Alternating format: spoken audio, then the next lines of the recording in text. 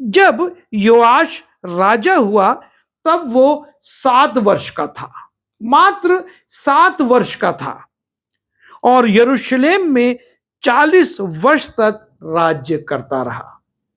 परमेश्वर के अनुग्रह से 7 वर्ष की आयु में वो राजा बन जाता है और वो 40 वर्ष तक राज्य करता है।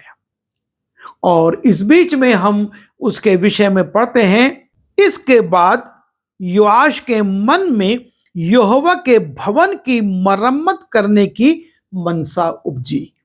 छोटी उम्र में राजा बनता है।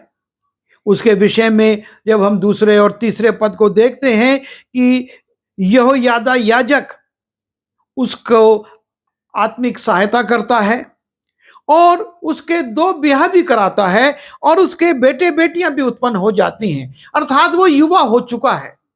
और जब वो युवा हो जाता है तब लिखा है कि उसके बाद योआश के मन में यहोवा के भवन की मरम्मत करने की मनसा उपजी।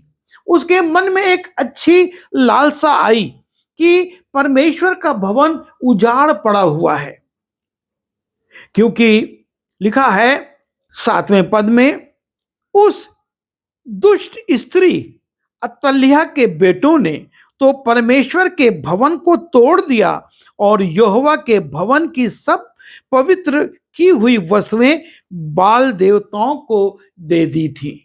ये स्थिति परमेश्वर के भवन के पूर्व राजाओं के कारण हुई थी, जिसमें कि अतल्याह के बेटों ने परमेश्वर के भवन में ना सिर्फ तोड़ फोड़ करी, लेकिन उसके जो पवित्र पात्र थे उनको भी उसने बाल देवता की आराधना के लिए दे दिए। और तब योआश एक कार्य करता है और राजा ने एक संदूक बनाने की आज्ञा दी और यहोवा के भवन के फाटक के पास बाहर रखा गया। तब यहूदा और यरूशलेम में यह प्रचार किया गया कि जिस चंदे का नियम परमेश्वर के दास मूसा ने जंगल में इस्राएल में चलाया था, उसके रुपये यहोवा के निमित्त ले आओ। तो सब हाकिम और प्रजा के सब लोग आनंदित होकर रुपये लाकर उसमें डालने लगे। और जब जब वो संदूक लेवियों के हाथ से राजा के प्रधानों के पास पहुंचाया जाता था और ये जान पड़ता था कि उसमें बहुत रुपये हैं, तब तब राजा के प्रधान और महायाजक का नाइब आकर संदूक को खाली करके थे और तब उसे फिर उसके स्थान पर रख देते थे।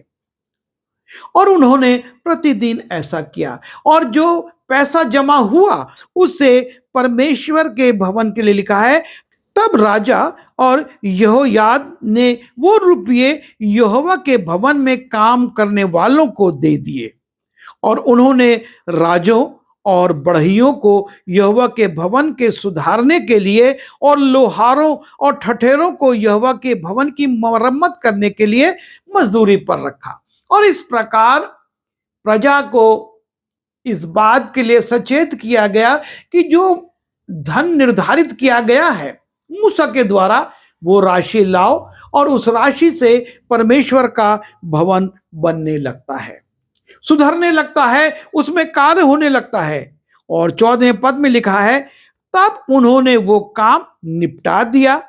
तब वे शेष रुपये राजा और यहोयादा के पास ले गए और उनसे यहोवा के भवन के लिए पात्र बनाए गए, अर्थात सेवा टहल करने और होम बलि चढ़ाने के पात्र और धूपदान आदि सोने चांदी के पात्र बनाए गए। और इस प्रकार योआश ना सिर्फ परमेश्वर की भक्ति में स्वयं लीन रहता है, लेकिन वो प्रजा को भी प्रेरित करता है कि वो परमेश्वर के लिए भेंट लाए और उसके द्वारा एक अच्छा काम किया जाता है कि भवन बने और भवन बनने के बाद उसमें पात्र बनाए जाए। और इतना परमेश्वर से जुड़ा होने के बाद जब यहोयादा याजक, जो उसका गार्जियन भी था, वो मर जाता है, और तब यहूदा के हाकिम आते हैं, और वो हाकिम आकर राजा को प्रणाम करते हैं और राजा को प्रेरित करते हैं कि वो दूसरे देवी देवताओं की आराधना करे। यहोयादा के मरने के बाद यहूदा के हाकिमों ने राजा के पास आकर उसे दंडवत की, और राजा ने उनकी मानी। तब वे अपने पितरों के परमेश्वर यहोवा का वहन छोड़कर आशेरों और मूर्तों की उपासना करने लगे। सो उनके ऐसे दोषी होने के कारण परमेश्वर का क्रोध यहूदा और यरूशलेम पर भड़का।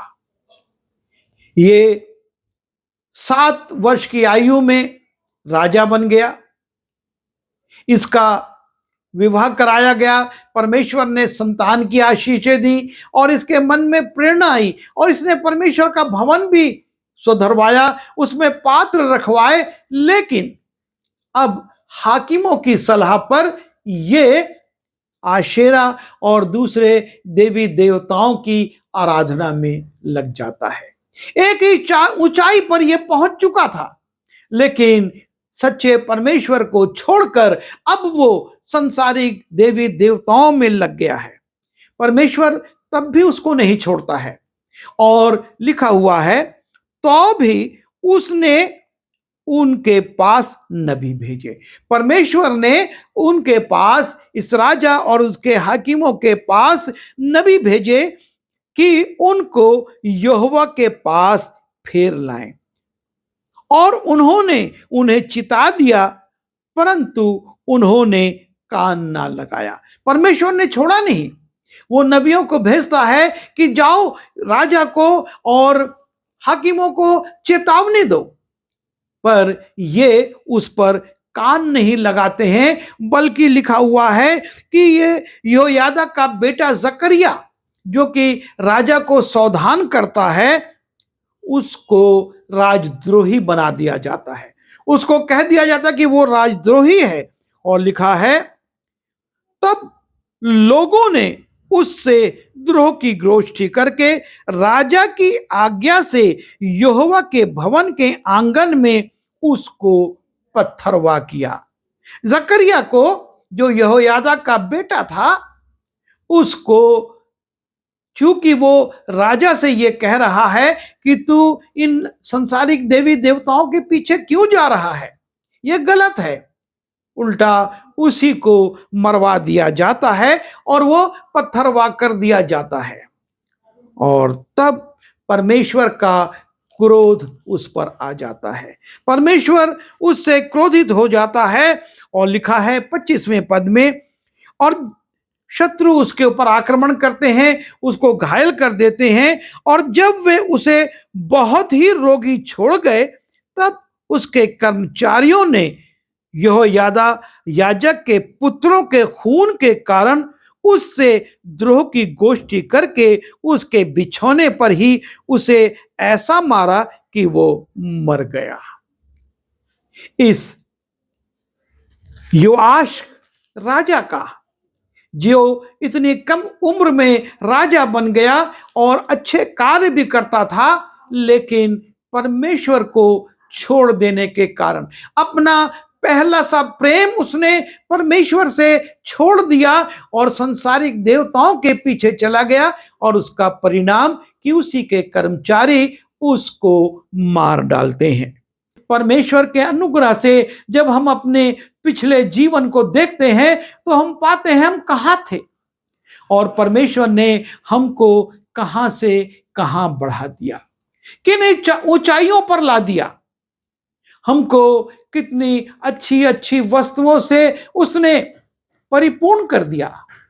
और इन सब को पाने के बाद हम क्या जीवित परमेश्वर के पीछे चल रहे हैं, या अपनी व्यस्तताओं में, अपने कामों में, अपनी उन चीजों में, उन भोग विलास की वस्तुओं में जो हमको परमेश्वर के अनुग्रह से मिली, उसमें हम लिप्त होकर सच्चे परमेश्वर को भूल बैठे हैं। कुछ देर ठहर कर हम अपने जीवन पर विचार करें, अपने जीवन का विश्लेषण करें। आज हमारी आत्मिक दशा क्या है? कहीं हम सच्चे परमेश्वर से दूर तो नहीं चले गए? कहीं हमने उसकी आराधना, उसका वचन पढ़ना, उससे प्रार्थना करना, उसके भवन में जाना, उसके लिए भेंट देना, उसको समय देना छोड़ तो नहीं दिया है? और यदि इसमें हम चूक गए हैं तो हम समय रहते सावधान हो जाएं और इसलिए समय रहते अपने जीवन को प्रभु के अनुसार चलाना। जैसा उसने कहा कि तूने मेरी आज्ञाओं को नहीं माना, हम उसकी आज्ञाओं को माने और उसके पीछे चले।